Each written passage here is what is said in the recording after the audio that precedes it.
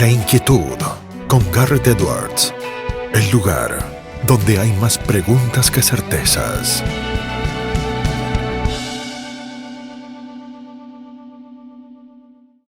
De la mañana aquí en Tal y Cual por CNN Radio Rosario. Ahí suena La Oreja de Van Gogh, que lo pidió Emanuel Paz, y quisieron una chanza, un chascarrillo dentro del grupo que tenemos de WhatsApp del programa, pero eso nos queda en lo interno. Después, si quieren, se lo contamos más tarde. Damos vuelta de página y nos venimos aquí con temas que convocan y que preocupan en la ciudad de Rosario, que tienen que ver con una información que uno de alguna manera mira a la distancia, siendo ahora tiempos de cuarentena, cada uno de nosotros en sus casas, y nos han ido llegando las imágenes que tienen que ver con la bajante del río Paraná, que tienen que ver con un desprendimiento de la barranca en la zona del Club Mitre, aquí en la ciudad de Rosario, preocupaciones por lo que tiene que ver por la costa, por el suelo, por, en definitiva, cuestiones que son propias a todos los rosarinos aquí en nuestra ciudad, y por eso sumamos y tenemos en línea a Nicolás Volcato. Él es ingeniero civil con máster de la Universidad Politécnica de Cataluña, es consultor geotécnico en la firma Torres y Berchelli y es docente también de la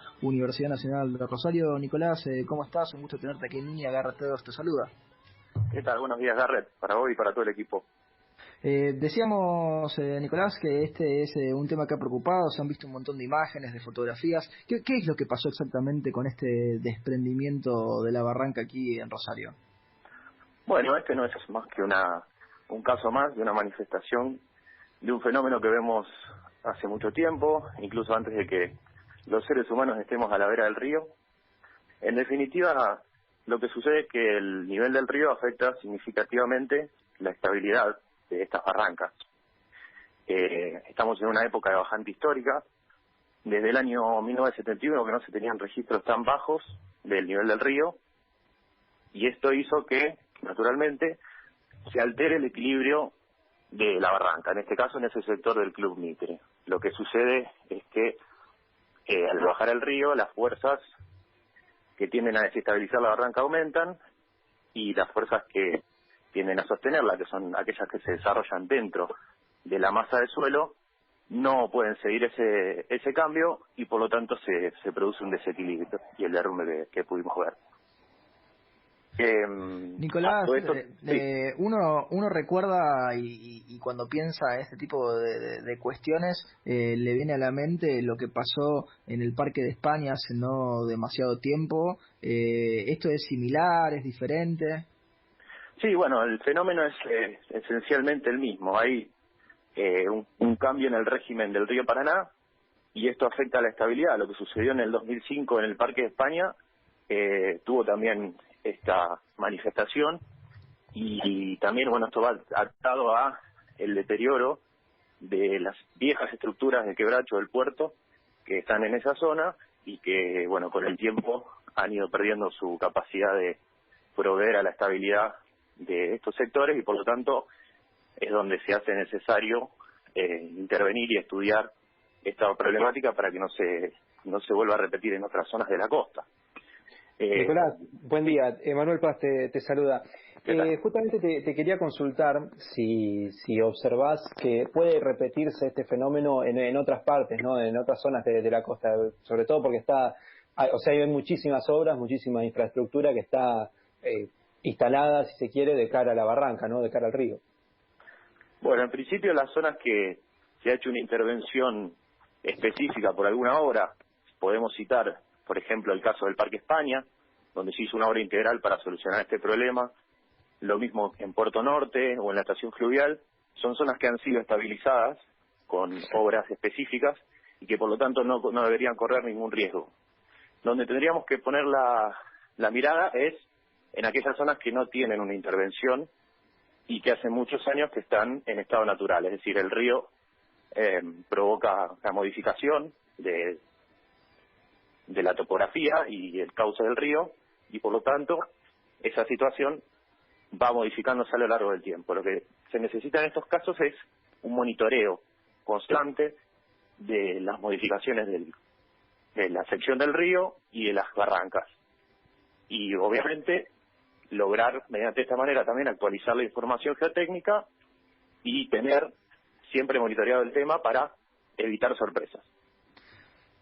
Nicolás, ¿qué tipo de intervenciones deberían hacerse? Digo, tratando de explicarnos lo más simple posible para a lo mejor a quienes en la audiencia no sean expertos en estos temas.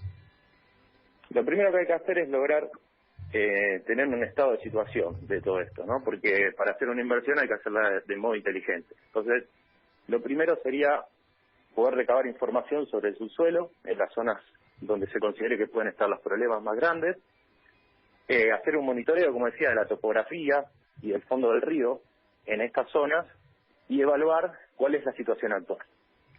En base a eso, se pueden determinar zonas críticas y hacer un seguimiento de estas zonas que pueden resultar críticas a lo largo del tiempo y de ese modo poder proyectar a futuro obras que son costosas. Y respondiendo a la pregunta, son obras de contención que tienen que ir específicamente proyectadas para cada sitio identificado. Yo creo que lo ideal en este momento, lo urgente, sería lograr tener estudios a nivel de estudio, es decir, sin hacer una inversión en obras por ahora, pero sí tener información para poder proyectar a futuro estas obras. Nicolás, por ejemplo, sí. Tenemos el caso del Club Mitre donde se produjo, ¿no? Toda una grieta. Una vez que ya se llegó a ese punto, ¿hay obras que se puedan hacer para volver atrás, digamos, para corregir esto? O sea, ¿cómo se sigue en esos lugares?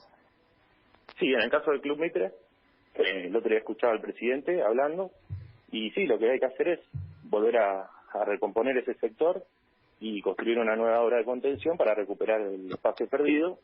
Y bueno, sí, se puede recuperar, obviamente que demanda una inversión costosa, por eso es lo necesario es de poder prevenir estas situaciones para poder minimizar el impacto económico y obviamente el riesgo a la vida humana.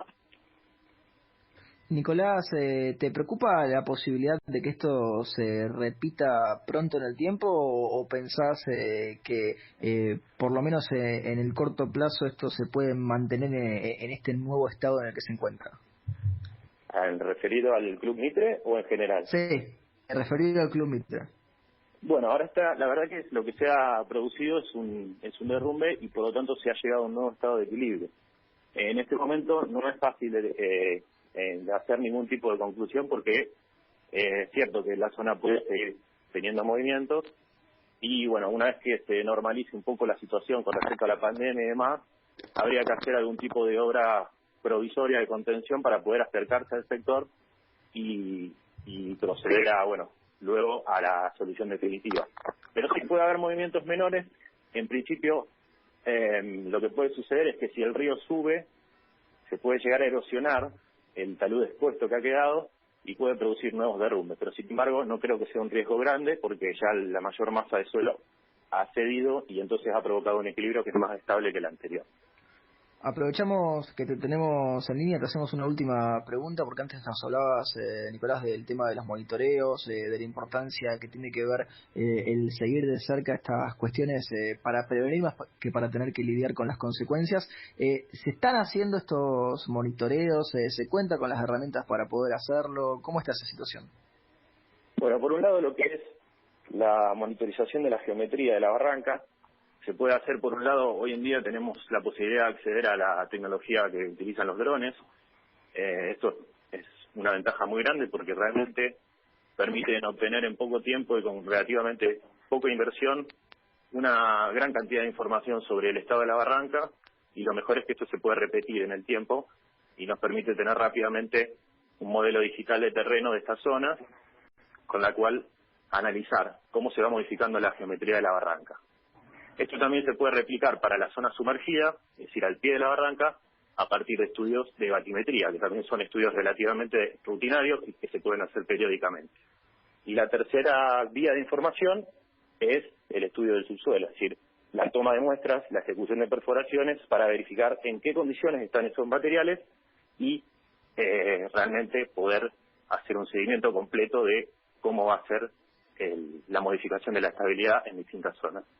Y bueno, esto es relativamente a nivel de estudios, es una inversión que se puede hacer y que no necesariamente lleva a una inversión grande en obras, que sería la segunda parte a largo plazo.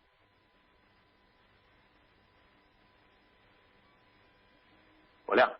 Volcato, ingeniero civil él, y charlamos aquí en Tal y Cual por CNN Radio Rosario, 8:48 de la mañana. Nico, te aprovechamos para saludarte, para agradecerte por estos minutos que estás tomado con nosotros y con nuestra audiencia. Ha sido un verdadero placer charlar contigo. Bueno, muchas gracias igualmente para todos ustedes. 8:48 de la mañana, seguimos aquí en Tal y Cual por CNN Radio Rosario. Esto fue La Inquietud con Garrett Edwards. Síguenos en redes sociales y en www.edwards.com.ar.